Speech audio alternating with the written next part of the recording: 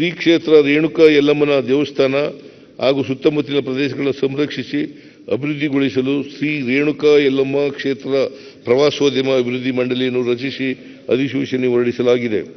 ಅರಣ್ಯ, ಜೀವಿಶಾಸ್ತ್ರ ಮತ್ತು ಪರಿಸರ ರಾಜ್ಯಾದ್ಯಂತ ಹಸಿರು ಕವಚವನ್ನು ಹೆಚ್ಚಿಸುವ ನಿಟ್ಟಿನಲ್ಲಿ ವಿವಿಧ ಕಾರ್ಯಕ್ರಮಗಳಡಿ ಒಟ್ಟು 2.74 ಕೋಟಿ ಸಸಿಗಳನ್ನು ನೆಟ್ಟು 50,225 ಹೆಕ್ಟೇರ್ ನೆಡುತೋಪು ನಿರ್ಮಾಣ ಮಾಡಲಾಗಿದೆ.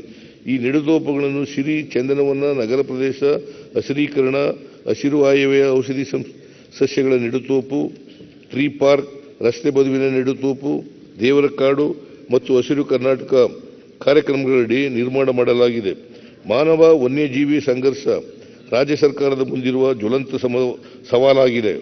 ವನ್ಯಜೀವಿಗಳ ಸಂರಕ್ಷಣೆಯ ಜೊತೆಗೆ ವನ್ಯಜೀವಿಗಳಿಂದ ಕಾಡಂಚಿನ ಜನರು ಹಾಗೂ ಅಲ್ಲಿನ ಬೆಳೆಗಳ ರಕ್ಷಣೆ ಮಾಡಲು ಈವರೆಗೂ 201 ಕೋಟಿ ರೂಗಳಿಗೂ ಹೆಚ್ಚು ವೆಚ್ಚ ಮಾಡಲಾಗಿದೆ.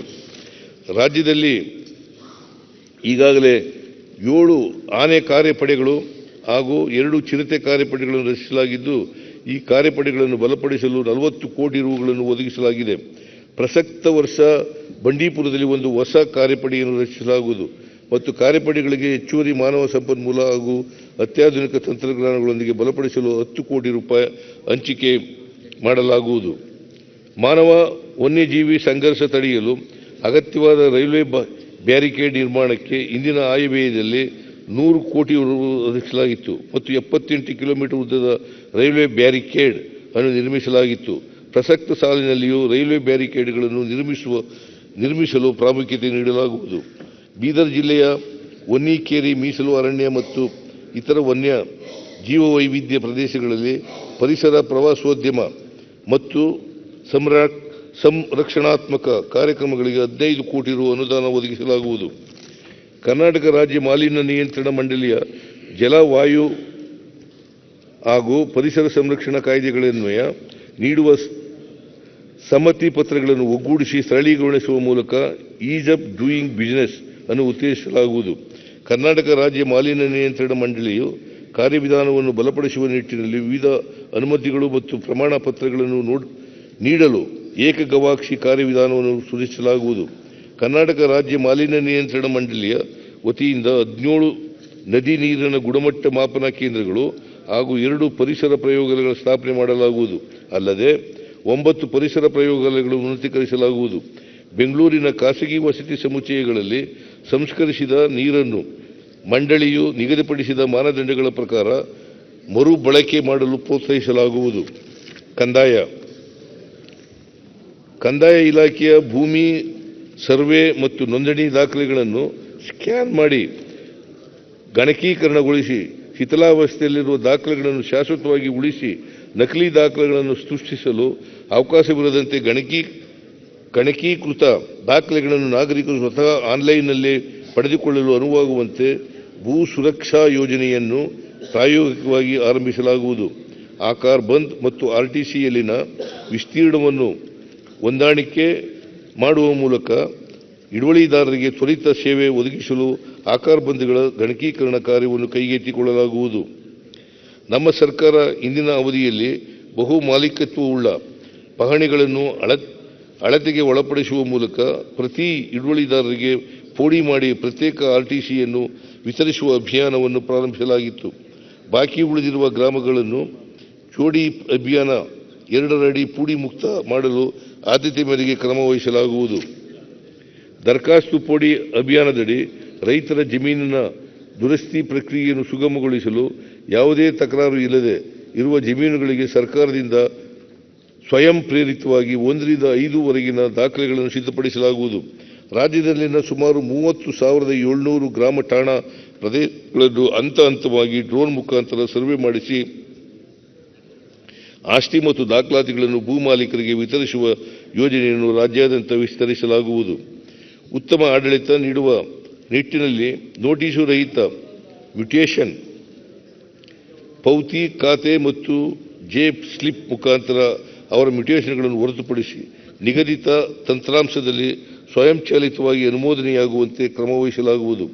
ಆಧುನಿಕ ಉಪಕರಣಗಳ ಮುಖಾಂತರ ಕಡಿಮೆ ಅವಧಿಯಲ್ಲಿ ಭೂಮಾಪನ ಕಾರ್ಯಗಳನ್ನು ಕೈಗೊಂಡು ನಿಖರವಾದ ಡಿಜಿಟಲ್ ದಾಖಲೆಗಳನ್ನು ಸಿದ್ಧಪಡಿಸಿ ಸಾರ್ವಜನಿಕರಿಗೆ ಒದಗಿಸಲಾಗುವುದು ಮತ್ತು ಇದಕ್ಕೆ ಅಗತ್ಯವಾದ ಡ್ರೋನ್ ಮತ್ತಿತರ ಉಪಕರಣಗಳನ್ನು ಎಲ್ಲ ಜಿಲ್ಲೆಗಳಿನ ಭೂಮಾಪನ ಕಚೇರಿಗಳಿಗೆ ನೀಡಲಾಗುವುದು. ಡಿಜಿ ಕಂದಾಯ ಯೋಜನೆಯಡಿ ಕಂದಾಯ ಇಲಾಖೆಯು ನೀಡುವ ಎಲ್ಲ ಸೇವೆಗಳನ್ನು ಪಾರದರ್ಶಕವಾಗಿ ಮತ್ತು ತ್ವರಿತವಾಗಿ ಡಿಜಿಟಲ್ ಪ್ಲಾಟ್ಫಾರ್ಮ್ ಮೂಲಕ ಸಾರ್ವಜನಿಕರಿಗೆ ಒದಗಿಸಲು ಕ್ರಮ ವಹಿಸಲಾಗುವುದು. ಈ ಆಫೀಸ್ ವ್ಯವಸ್ಥೆಯನ್ನು ಇಲಾಖೆಯ ಗ್ರಾಮ ಮಟ್ಟದವರೆಗೆ ವಿಸ್ತರಿಸಲಾಗುವುದು ಮತ್ತು ಇದಕ್ಕಾಗಿ ಕ್ಷೇತ್ರ ಮಟ್ಟದಲ್ಲಿ ಕಾರ್ಯನಿರ್ವಹಿಸುವ ಎಲ್ಲ ಗ್ರಾಮ ಆಡಳಿತ ಅಧಿಕಾರಿಗಳು ಮತ್ತು ಕಂದಾಯ ನಿರೀಕ್ಷಕರಿಗೆ ಲ್ಯಾಪ್ಟಾಪ್ ನೀಡಲಾಗುವುದು. ಸರ್ಕಾರವು ದಾಖಲೆ ರಹಿತ ಜನವಸತಿ ಪ್ರದೇಶಗಳಾದ ತಾಂಡ, ಅಟ್ಟಿ, ಹಾಡಿ, ದೊಡ್ಡಿ, ಪಾಳ್ಯ, ಮಜರೆ, ಕ್ಯಾಂಪ್, ಕಾಲೋನಿ ಇತ್ಯಾದಿಗಳನ್ನು ಗುರುತಿಸಿ ಹೊಸ ಕಂದಾಯ ಗ್ರಾಮ ಹಾಗೂ ಹೊಸ ಗ್ರಾಮಗಳೆಂದು ಘೋಷಿಸಿದ್ದು, ಅಲ್ಲಿನ ಸುಮಾರು 2 ಲಕ್ಷ ನಿವಾಸಿಗಳಿಗೆ ಹಕ್ಕುಪತ್ರಗಳನ್ನು ವಿತರಿಸಲು ಕ್ರಮ ವಹಿಸಲಾಗುವುದು. ಭೂಮಾಪನ ಇಲಾಖೆಗೆ ಸೇರಿದ 340 ಲೇಖಾಲಯ ಕೊಠಡಿಗಳನ್ನು ಆಧುನೀಕರಣಗೊಳಿಸುವ ಮೂಲಕ ಕಂದಾಯ ದಾಖಲೆಗಳನ್ನು ಪಾರದರ್ಶಕ ಮತ್ತು ಆನ್ಲೈನ್ ವ್ಯವಸ್ಥೆ ಮೂಲಕ ಸಾರ್ವಜನಿಕರಿಗೆ ಲಭ್ಯವಾಗುವಂತೆ ಕ್ರಮ ಕೈಗೊಳ್ಳಲಾಗುವುದು. ಭೂಮಿ ಸತ್ರಾಂಶಗಳಲ್ಲಿ ಫ್ಲಾಗ್ ಮಾಡಲಾಗಿರುವ ಸರ್ಕಾರಿ ಜಮೀನಿನ ಪಹಣಿಗಳನ್ನು ಲ್ಯಾಂಡ್ ಬೀಟ್ ಆಫ್ ಬಳಸಿ ಗ್ರಾಮ ಆಡಳಿತ ಅಧಿಕಾರಿಗಳನ್ನು ಮುಖಾಂತರ ಸರ್ಕಾರಿ ಜಮೀನಿನ ಒತ್ತುವರಿ ಹಾಗೂ ಸಂರಕ್ಷಣೆ ಕುರಿತು ನಿಗಾ ವಹಿಸಲಾಗುವುದು. ಪ್ರಸಕ್ತ ಸಾಲಿನಲ್ಲಿ 42 ತಾಲೂಕು ಆಡಳಿತ ಸೌಧದ ಕಾಮಗಾರಿಗಳಿಗೆ 80 ಕೋಟಿ ರು ಹಾಗೂ ಜಿಲ್ಲಾಡಳಿತ ಸೌಧದ ಕಾಮಗಾರಿಗಳಿಗೆ 50 ಕೋಟಿ ರೂಪಾಯಿ ಒದಗಿಸಲಾಗಿದೆ. ವಿಜಯಪುರ ಮತ್ತು ಬೀದರ್ ಜಿಲ್ಲೆಗಳಲ್ಲಿ ಹೊಸ ಜಿಲ್ಲಾಡಳಿತ ಕಚೇರಿಗಳು ಹಾಗೂ ಅಗತ್ಯವಿರುವ ತಾಲೂಕುಗಳಲ್ಲಿ ತಾಲೂಕು ಆಡಳಿತ ಕಚೇರಿಗಳು ನಿರ್ಮಿಸಲಾಗುವುದು.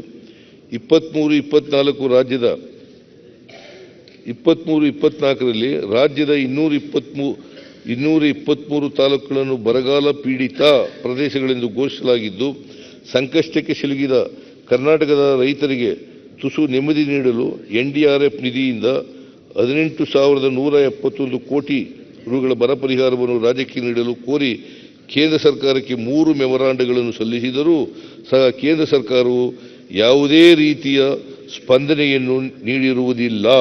ಆದಾಗ್ಯೂ ಕೇಂದ್ರ ಸರ್ಕಾರದ ಅನುದಾನಕ್ಕೆ ಕಾಯದೆ ಬರವನ್ನು ಸಮರ್ಥವಾಗಿ ನಿಭಾಯಿಸಲು ರಾಜ್ಯ ಸರ್ಕಾರವು ಹಲವು ಕ್ರಮಗಳನ್ನು ಕೈಗೊಂಡಿದೆ. 33.19 ಲಕ್ಷ ರೈತರಿಗೆ ತಲಾ 2,000 ರೂಪಾಯಿಗಳವರೆಗೆ ಇನ್ಪುಟ್ ಸಬ್ಸಿಡಿ 629 ಕೋಟಿ ರು ಅನುದಾನವನ್ನು ರೈತರ ಖಾತೆಗೆ ಜಮಾ ಮಾಡಲಾಗಿದೆ. ಬರದ ತೀವ್ರತೆಯನ್ನು ತಗ್ಗಿಸಲು 20 ಕೋಟಿ ರುಗಳ ವೆಚ್ಚದಲ್ಲಿ ಮಿನಿ ಮೇವಿನ ಕಿಟ್ ವಿತರಿಸಲಾಗುತ್ತಿದೆ.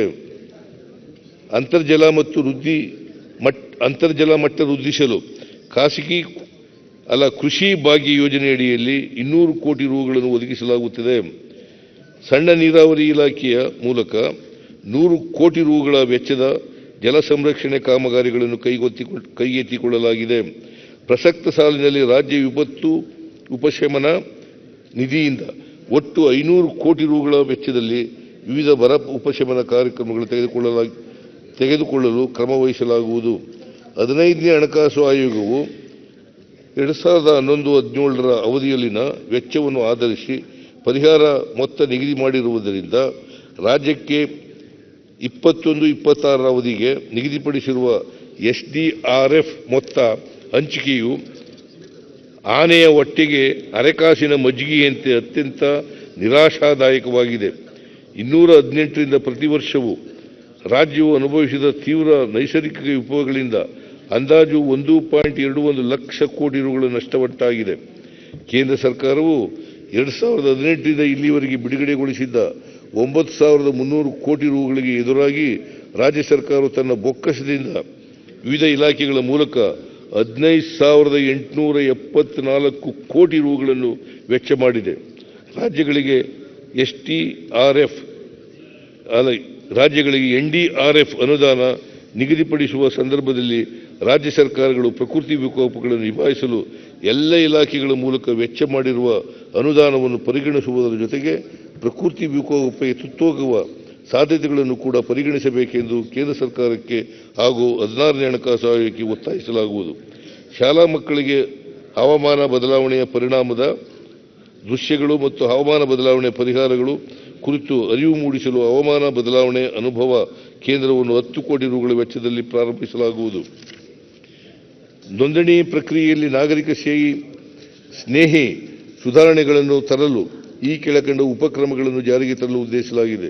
ಕಡ್ಡಾಯವಾಗಿ ನೋಂದಾಯಿಸಬಹುದಾದ ಆಯ್ದ ದಾಖಲೆಗಳ ಈ ನೋಂದಣಿಯನ್ನು ತನ್ನ ಸಬ್ ರಿಜಿಸ್ಟ್ರಾರ್ ಕಚೇರಿಗಳಲ್ಲಿ 2 ಪಕ್ಷಗಳ ಉಪಸ್ಥಿತಿ ಇಲ್ಲದೆ ನೋಂದಣಿ ಮಾಡಲು ಕ್ರಮ. ಎನಿ ಟೈಮ್ ಎನಿವೇರ್ ರಿಜಿಸ್ಟ್ರೇಷನ್ ಕಾರ್ಯಕ್ರಮವನ್ನು ಇಡೀ ರಾಜ್ಯಕ್ಕೆ ವಿಸ್ತರಿಸಲು ನೋಂದಣಿ ಮತ್ತು ಮುದ್ರಾಂಕ ಕಾಯ್ದೆಗಳಿಗೆ ತಿದ್ದುಪಡಿ. ಸ್ಥಿರಾಸ್ತಿ ನೋಂದಣಿಗೆ ಸಂಬಂಧಿಸಿದ ಎಲ್ಲ ತಂತ್ರಾಂಶಗಳ ಏಕೀಕರಣ. ನಾಗರಿಕ ಅನುಕೂಲಕ್ಕಾಗಿ ಭಾನುವಾರ ಸಹ ಆಯ್ದ ಉಪ ನೋಂದಣಾಧಿಕಾರಿ ಕಚೇರಿಯನ್ನು ತೆರೆಯಲಾಗುವುದು. ನಾಗರಿಕರು ದೃಢೀಕೃತ ಪ್ರತಿಗಳನ್ನು ಪಡೆಯುವಲ್ಲಿನ ವಿಳಂಬವನ್ನು ತಗ್ಗಿಸಲು ಕೇಂದ್ರೀಕೃತ ವರ್ಚುವಲ್ ವಿತರಣಾ ವ್ಯವಸ್ಥೆಯ ಮೂಲಕ ದಾಖಲೆಗಳ ವಿತರಣೆಯನ್ನು ಸ್ವಯಂಚಾಲಿತಗೊಳಿಸಲಾಗುವುದು. ಪಾರದರ್ಶಕವಾಗಿ ಯಾವುದೇ ರೀತಿಯ ತೊಂದರೆಗಳಿಲ್ಲದೆ ನೋಂದಣಿ ಕೆಲಸವನ್ನು ಸಾರ್ವಜನಿಕರಿಗೆ ತಲುಪಿಸಲು ನಿಯಮಗಳಿಗೆ ಅಗತ್ಯ ತಿದ್ದುಪಡಿಗಳನ್ನು ತರಲಾಗುವುದು. ಧಾರ್ಮಿಕ ದತ್ತಿ.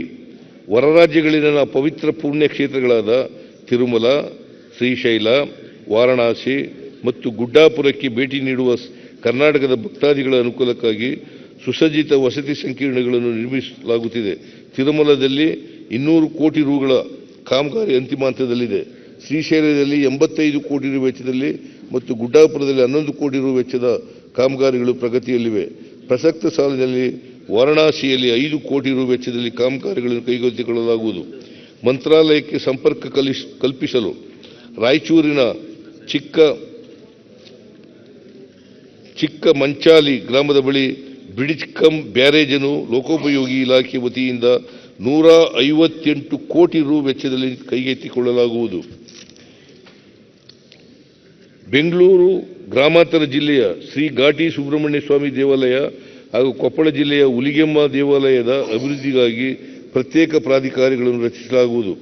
ಯಾವುದೇ ಆದಾಯವಿಲ್ಲದ 34,165 ಸಿ ವರ್ಗದ ಐತಿಹಾಸಿಕ ದೇವಾಲಯಗಳಲ್ಲಿನ ಮೂಲಭೂತ ಸೌಕರ್ಯಗಳ ಅಭಿವೃದ್ಧಿಗೆ ಸಮಾಜದ ಗಣ್ಯರು ಮತ್ತು ಸಂಬಂಧಪಟ್ಟ ಇಲಾಖೆಗಳ ಪ್ರತಿನಿಧಿಗಳನ್ನು ಒಳಗೊಂಡ ವಿಷನ್ ಗ್ರೂಪ್ ರಚಿಸಲಾಗುವುದು. ಇನಾಮೇತರ ಜಮೀನು ಕಳೆದುಕೊಂಡಂತಹ 29,523 ಸಿ ವರ್ಗದ ದೇವಾಲಯಗಳ ಅರ್ಚಕರುಗಳಿಗೆ ಇನ್ನು ಮುಂದೆ ತಸ್ತಿಕ್ ಮೊತ್ತವನ್ನು ಅರ್ಚಕರುಗಳ ಬ್ಯಾಂಕಿಗೆ ಖಾತೆಗೆ ಜಮಾ ಮಾಡಲಾಗುವುದು. ಸಿಬ್ಬಂದಿ ಮತ್ತು ಆಡಳಿತ ಸುಧಾರಣೆ. ಆಡಳಿತ ಸುಧಾರಣೆ ಒಂದು ನಿರಂತರ ಪ್ರಕ್ರಿಯೆಯಾಗಿದೆ. ಆಡಳಿತ ಸುಧಾರಣಾ ಆಯೋಗ 2 ರಾಜ್ಯದ ಆಡಳಿತ ವ್ಯವಸ್ಥೆಯನ್ನು ಕೈಗೊಳ್ಳಬಹುದಾದ ಸುಧಾರಣಾ ಕ್ರಮಗಳ ಬಗ್ಗೆ ಸಲ್ಲಿಸಿರುವ ವರದಿಗಳನ್ನು ಪರಿಶೀಲಿಸಿ ಅವುಗಳ ಅನುಷ್ಠಾನದ ಕುರಿತು ಪರಿಶೀಲಿಸಲು ಸರ್ಕಾರ ಆಡಳಿತ ಸುಧಾರಣಾ ಆಯೋಗವನ್ನು ರಚಿಸಿದೆ. ಈ ಆಯೋಗವು ಆಡಳಿತ ಸುಧಾರಣಾ ಕ್ರಮಗಳ ಅನುಷ್ಠಾನದ ಮೇಲ್ವಿಚಾರಣೆ ಮಾಡಲಿದೆ. ರಾಜ್ಯ ಸರ್ಕಾರಿ ನೌಕರರ ವೇತನ ಪರಿಷ್ಕರಣೆಗೆ 7ನೇ ವೇತನ ಆಯೋಗವನ್ನು ರಚಿಸಲಾಗಿದ್ದು, ಆಯೋಗದ ವರದಿ ಸ್ವೀಕರಿಸಿದ ನಂತರ ಪರಿಶೀಲಿಸಿ ಕ್ರಮ ಕೈಗೊಳ್ಳಲಾಗುವುದು. ಕರ್ನಾಟಕ ರಾಜ್ಯ ಲೆಕ್ಕ ಪರಿಶೋಧನೆ ಮತ್ತು ಲೆಕ್ಕಪತ್ರ ಇಲಾಖೆಯು ವಿವಿಧ ಯೋಜನೆಗಳಡಿಯಲ್ಲಿ 7,214 ಸಂಸ್ಥೆಗಳ ಶಾಸನಬದ್ಧ ಲೆಕ್ಕ ಪರಿಶೋಧಕರಾಗಿರುತ್ತಾರೆ. ಈ ಸಂಸ್ಥೆಗಳ ಲೆಕ್ಕ ಪರಿಶೋಧನೆಯಲ್ಲಿ ಏಕರೂಪತೆಯನ್ನು ತರಲು ಲೆಕ್ಕ ಪರಿಶೋಧನಾ ಕಾಯ್ದೆಯನ್ನು ಜಾರಿಗೆ ತರಲಾಗುವುದು. ಸಾರ್ವಜನಿಕರ ಕುಂದುಕೊರತೆ ಹಾಗೂ ಅಹವಾಲುಗಳಿಗೆ ನೇರ ಪರಿಹಾರ ಒದಗಿಸುವ ದೃಷ್ಟಿಯಿಂದ ಜನಸ್ಪಂದನ ಕಾರ್ಯಕ್ರಮವನ್ನು ರಾಜ್ಯ, ಜಿಲ್ಲೆ ಮತ್ತು ತಾಲೂಕು ಮಟ್ಟದಲ್ಲಿ ನಿಯಮಿತವಾಗಿ ಆಯೋಜಿಸಲಾಗುತ್ತಿದೆ. ಈವರೆಗೆ ರಾಜ್ಯ ಮಟ್ಟದ 2 ಜನಸ್ಪಂದನ ಕಾರ್ಯಕ್ರಮವನ್ನು ಆಯೋಜಿಸಲಾಗಿದ್ದು, ಒಟ್ಟಾರೆ 18,000 ಅರ್ಜಿಗಳನ್ನು ಸ್ವೀಕರಿಸಲಾಗಿದೆ. ಮೊದಲ ಕಾರ್ಯಕ್ರಮದಲ್ಲಿ ಸ್ವೀಕರಿಸಲಾದ ಅಹವಾಲುಗಳ ಪೈಕಿ 94% ಅರ್ಜಿಗಳನ್ನು ವಿಲೇವಾರಿ ಮಾಡಲಾಗಿದೆ. 2ನೇ ಜನಸ್ಪಂದನ ಕಾರ್ಯಕ್ರಮದಲ್ಲಿ ಸ್ವೀಕರಿಸಿದ ಅಹವಾಲುಗಳನ್ನು ಸಹ ನಿಗದಿತ ಅವಧಿಯಲ್ಲಿ ಕ್ರಮ ಜರುಗಿಸಲಾಗುವುದು. ಈ ಆಡಳಿತ. ನಮ್ಮ ಸರ್ಕಾರವು ತಂತ್ರಜ್ಞಾನ ಬಳಕೆಯ ಮೂಲಕ ನಾಗರಿಕರಿಗೆ ಸರ್ಕಾರದ ಸೇವೆಗಳನ್ನು ಸುಲಭವಾಗಿ, ಪರಿಣಾಮಕಾರಿಯಾಗಿ ಹಾಗೂ ಪಾರದರ್ಶಕವಾಗಿ ಒದಗಿಸಲು ಮತ್ತು ಅರ್ಹ ಫಲಾನುಭವಿಗಳಿಗೆ ಈ ಸೌಲಭ್ಯಗಳನ್ನು ನೀಡುವಲ್ಲಿ ಸಕಾಲದಲ್ಲಿ ತಲುಪುವುದನ್ನು ಖಾತರಿಪಡಿಸಲು ಆದ್ಯತೆ ನೀಡುತ್ತದೆ.